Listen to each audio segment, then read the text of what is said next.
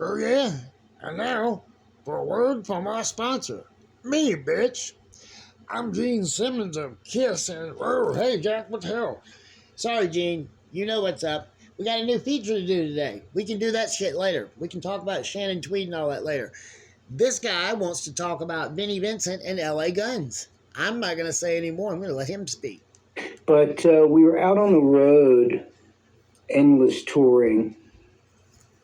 We left Hollywood in January of '88 and went out on the road, and you hop from one tour to another. Sometimes it's a club tour, sometimes it's an opening slot in an arena, sometimes it's a co-headline tour in a theater setting. The Vinnie Vincent thing was thrown at us as a co-headline tour. And what that means is bands share everything equally. The two bands, Vinnie Vincent Invasion, LA Guns, would share everything equally down the middle, whether it was the size of the logo, on the advertising, how much space you got on stage, set time length, This bitch knows what's up. that kind of stuff. It's supposed to be co-headlining, meaning you equally share in everything and you split everything down the middle. So we were on tour with Vinnie Vincent for all of 4 days. Go buy some more. Right from the get-go, it was very difficult.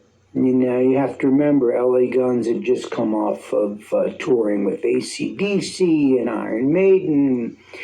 We opened for Ted Nugent. So, you know, supposed to remember all that shit. We've been playing clubs for months and months and months. So we get this Vinnie Vincent tour, and right from the get-go, they were acting like they were the headliner. They wouldn't let us sound check. We had no room to put up our drum riser. We had no space for anything. In the middle of LA Guns set, the power cords would get pulled out. We'd lose power. They were really screwing around with us. Vinnie is... I mean, I've met a lot of musicians and a lot of celebrities in my life, and Vinny's a strange guy. I mean... Hey, I got to interject. Sorry, buddy. Come on there, Jack. I was just getting into it. No, he's right. I want to tell a story. This will just take a minute. He's probably not going to tell this story, but I heard a story that, I think it was the second album. Yeah, when the shit started going to his head. Well, it was already to his head, but look it up. But anyway, Vinnie Vincent, with his obsession with pink, ordered a guitar to be spray painted pink. They got the shade wrong 22 times. So he took all 22 guitars and ran over them with the tour bus. Chew on that for a while.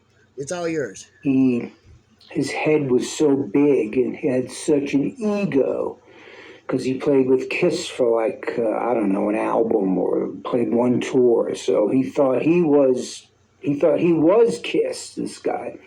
So he was really, you know, he was very uncool. I mean, you know, he's wearing his tight spandex pants with like, you know, BVD underwear underneath so you could see the lines. I mean, he had on this giant pink wig. The guy was just out there, big ego. One of the biggest I've ever encountered.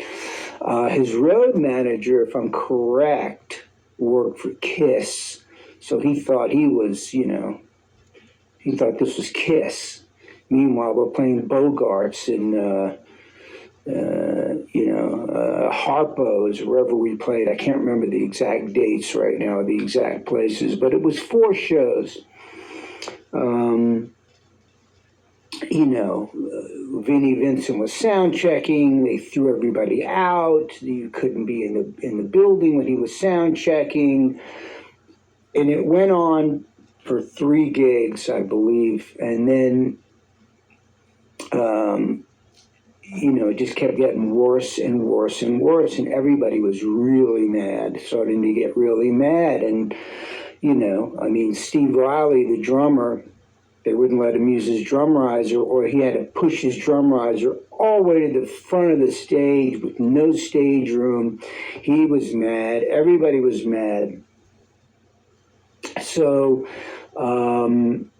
it was Harpo's in Detroit was the last gig, I'm pretty sure.